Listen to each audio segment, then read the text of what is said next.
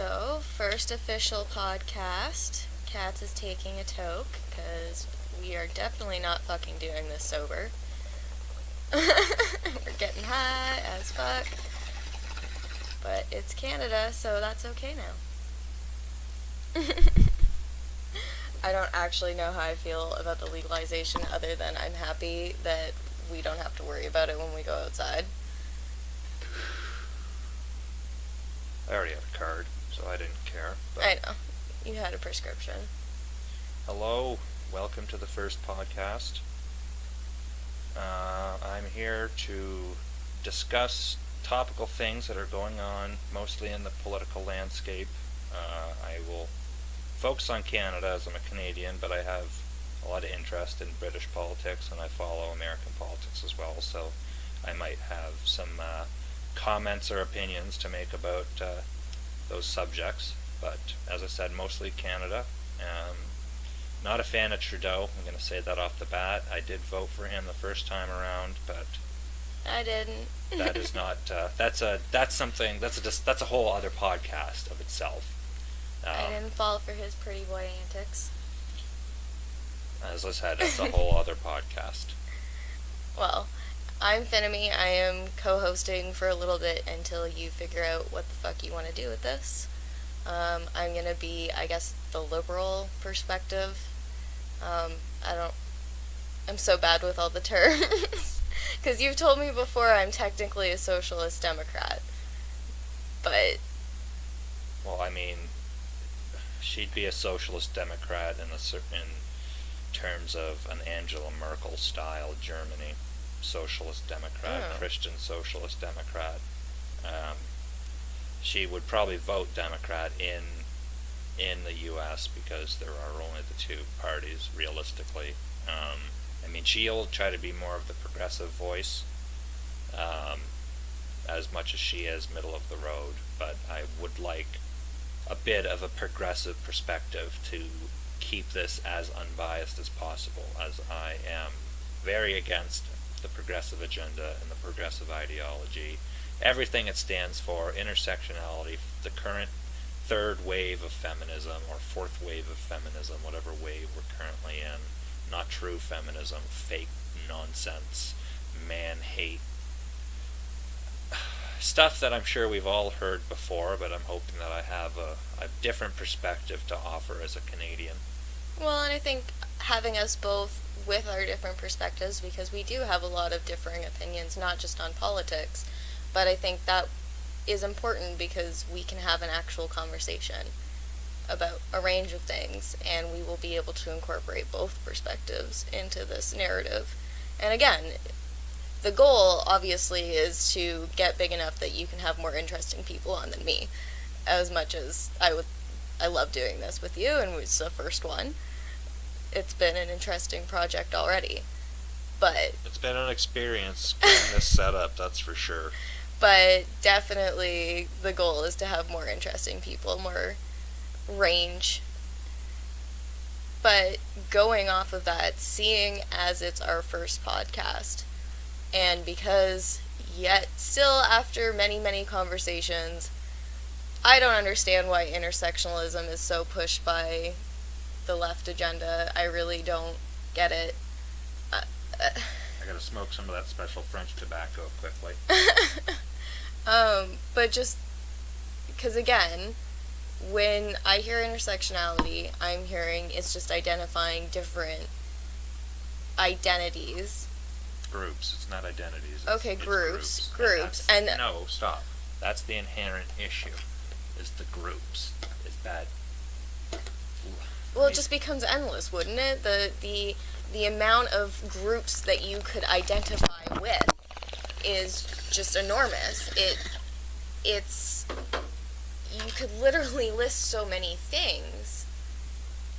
I don't see how it's been effective. Intersectionality eventually becomes, if you look at like Native Americans and the idea of interspeciesism, I think that's the term for it. Oh, I've never heard that. The idea that it originated in Native American culture, that you could identify yourself as essentially like an animal spirit, and that was an acceptable thing to do, but it was only through trial and tribulation and hard work and grinding and really having the deep knowledge to get there and to become the animal spirit is where you could trace it back to. And I'm sure you could go back even farther if we talked to an evolutionary anthropologist or something, and back in the days of tribalism, when, I'm sure there was a similar idea that you could identify as X or Y, the spiritual nature of the Neanderthal. I'm sure that something that I'm sure could be explored. But intersectionalism, because it breaks things into groups. I mean, the actual definition of intersectionality off of Wikipedia is intersectionality is a concept often used in critical theories. By the way, guys, this is geekfeminism.wikipedia.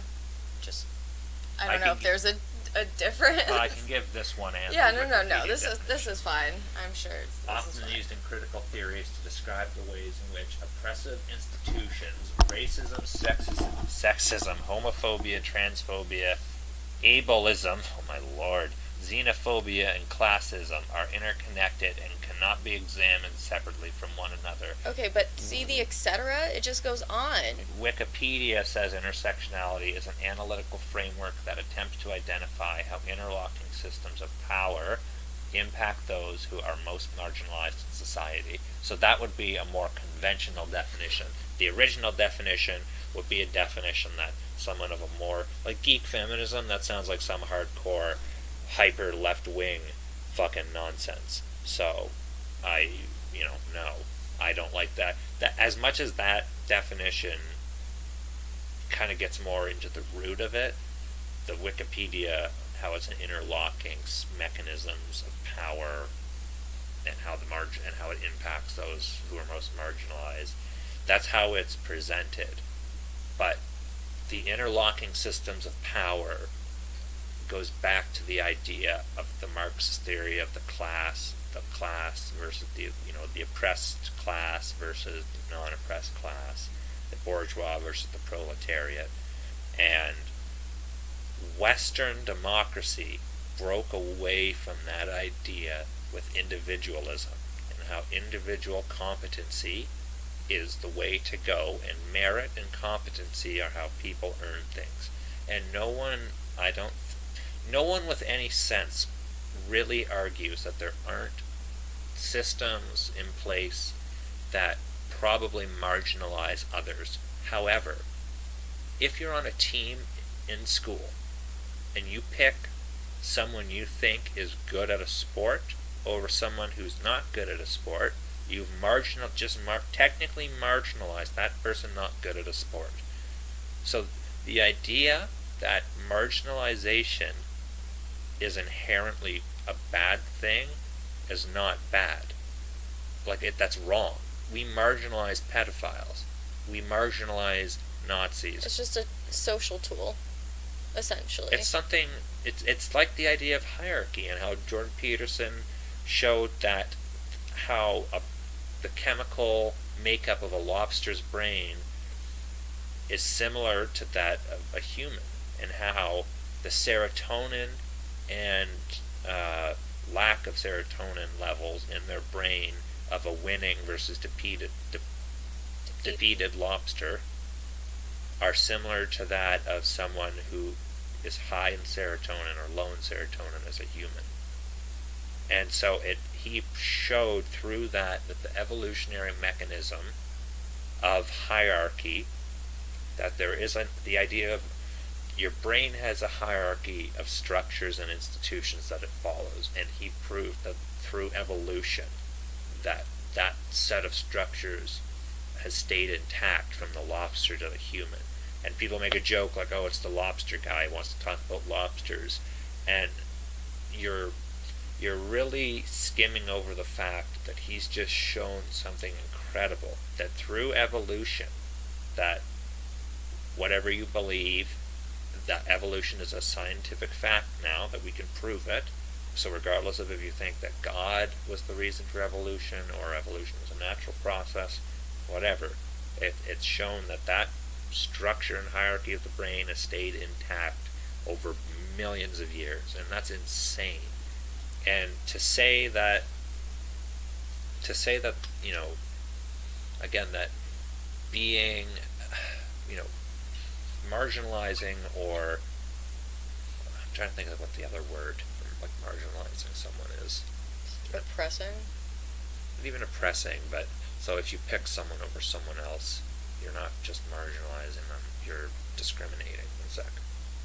Well, if you're looking at it as a natural evolution in terms of hierarchies and stuff, would you not be able to say objectively that this sort of global tribalism that's occurring with intersectionality is... Okay, so intersectionality has become so widespread that people, if I wanted to practice this in that sense, I could identify with somebody who lives in England as a bisexual. I'm marginalized. So I can identify with somebody, and that's kind of where this has been going, is that that trans-border concept applied to this, and it's a form of tribalism, yes, but it's on a global scale. Well, it's assumptive. It's so assumptive in the fact that it assumes that the culture that underpins the country you live in is not in itself a strong enough force to bind people together. That instead of being, I'm black, I'm not just black, I'm a black woman, I'm not just a black woman, a black gay woman, I'm not just a black gay woman, I also sometimes identify as a man because I'm a cross-dresser. You can fragment and fragment and fragment so much that it's so endless that you could go down to, I have a mole on my neck in this place. So if I'd only identify now with people who have a mole on their neck in this place. No, and I get that, but what I was trying to say is that if it is a form of global tribalism, objectively, is whether it's good or bad is not for debate in this idea, this hypothetical, but is it not possible just to view it as a natural progression towards globalism? Like that would just be the natural first step is global tribalism? Globalism is the idea that borders are irrelevant, and that we're all, if you want to put it very simplistically, you could say that globalism is the assumptive idea that we're all humans, and that's essentially it, is that we're people, and that we're a global institution, and in some... But we're not just going to jump into that. Like, if we're moving towards transitioning towards globalism, we're not just going to be like, okay, New World Order, we elect these people to these positions, and these people are going to co-manage. Yes, it has been a slow progression, but the problem with that is the fact that, again, globalism... If you look at the EU, the EU is essentially the globalist project number one. Like, it was the start, basically the trial to see how it went. You have 28, or I don't remember, I think it was 26 or 25 nations that are completely different cultures that have lived on the same continent but have been different. Very, very different. Homogeneously and culturally different. But for each of them, they have an underpinning cultural identity of German or French or Hungarian, and everything that came along with that. So with English drinking tea, or German, eating sauerkraut, whatever stereotype or whatever cultural milieu you want to assign to your culture, that was what bound you. And then it threw that away and said, no, we're all European, we all live on this continent, and that's our shared identity. That's it. That's the identity that will bind us together now. That's not strong enough. There are no moral, there are no not enough shared values. There's nothing at all underpinned to the idea of we're European, essentially. there might be the idea that, okay, we're Western as well, so we're Western, or a Westernized continent of Europeans. So hypothetically, you could say, we believe in democracy and free speech and the right to protect. Theoretically, you could say those things. I know it doesn't really imply anymore, apparently. But if you look at someone like Nigel Farage, he, I think, in my opinion at least, correctly identified what was wrong with the global EU project, was that there was no underpinning of shared values, no shared identity really behind that, nothing that was really strong enough to bind people together. But now with intersectionality, it's almost like a backtracking, in the sense of we now have to go back to our tribal groups. But as we were listening to Brett Weinstein and Jordan Peterson and Joe Rogan earlier, Brett Weinstein said it fairly correctly, that postmodernism and the current leftist identity are a bunch of smaller pockets of identities that were not strong enough to muster a force on their own. So they got together, and they're basically going to say that the fact that we're oppressed is our identity. Then that's our shared underpinned value of. So like, let's say in America, Democrat, under Democrat, there are all these different groups now. The ideal idea of what a Democrat is, the ideal idea of someone who, is a moderate leftist, somebody who's a middle left. That's the ideal Democrat. Just like the ideal Republican is a middle right person. That's like, those kind of people get attacked now. Like Christine, the Ford, the lady who was, I don't remember, there's a feminist, and she's a very, very well-known feminist. I have no idea. But she's from first and second wave feminism, mostly first wave. Like, that's her identity, is the idea of, we currently live in a society where women have equality of opportunity, which is the correct assumptive idea of what they wanted, is the equality of opportunity. But now it's being taken to the idea of equality of outcome, which again is never a good thing. You can never, that's what the Soviets did, and that's why it failed. In Venezuela. Well, yeah, Venezuela now, people are shooting zoo animals and eating zoo animals and killing each other and eating each other on the streets because there's nothing to eat. And at least, people in Britain on the left and the Labour Party point to South America as the ideal socialist utopian ideal. And if that's your ideal of a utopia, I don't want to be around you. No one has food, people are starving. In 18 months, people had lost 15 pounds or something. It's disgusting and it's scary. And the fact that, I guess the real problem with it all is the fact that we can no longer talk about it without being thrown off. Like, you think of Alex Jones and how Alex Jones got deplatformed. I now have been listening to Jesse Peterson, who arguably says many more racially motivated things that could... But he's a black man, so he's allowed to say it, because black people can't be racist. The social media network said that we don't want, this kind of hate being pushed. But it obviously doesn't have to do with hate if all they got rid of was Alex Jones. Well, yeah, I don't know. It's just, I just don't understand how, I get what intersectionality is now, but I just don't understand how it's been so effective. Because it is a regression. It's a regression towards tribalism, but I still see it as a global tribalism. an attempt at unifying the world in these groups.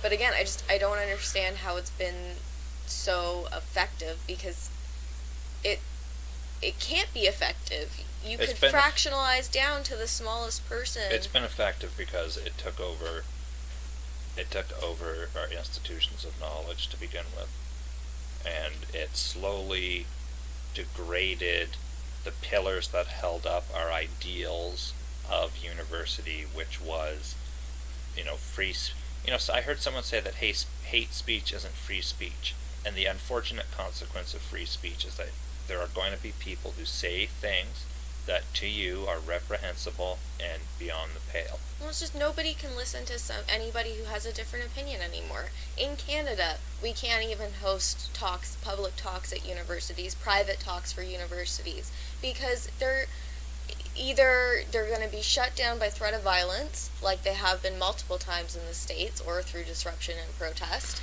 Or the alternative. University of Waterloo had that happen. Well, but it shut down the Laurier talk because there was violence and protests. McMaster, same thing. Well, no. But then they tried, the same group who was organizing the event tried to go to UW and University of Waterloo, and what happened was UW came back and said this is going to be the bill for security costs, and it was the group organizing couldn't afford it. And so, no, the university didn't outwardly shut down the talk, but they definitely didn't make it possible. So, it's just, what do you do in that situation where you can't say that you have free speech when you can't listen to other people's opinions? It's just... What you do is you just try to speak your truth, and you continue to try to push what you believe as the truth, and you try to use facts. You use facts as your weapon, and you use historical examples of why what is currently being pushed is wrong. And we've seen that work many times, and I believe it will continue to work. And I also believe what needs to happen is the moderate left needs to learn how to out and get rid of the extreme elements of what's around them, the same way that people on the right can easily define and point to this is wrong. I think the left needs to do the same. But we're out of time. Are we? Yes, we are. Well, I was enjoying the conversation. My last input, I think the best thing that liberals can do right now, if they really truly believe in their convictions and their values, find some evidence to support it. Don't just yell out random shit. That's not going to help your cause, our cause, anybody's cause. Don't just say liberals, say the people on the left. People on the left, the leftists. Because again, liberals classify so many things now.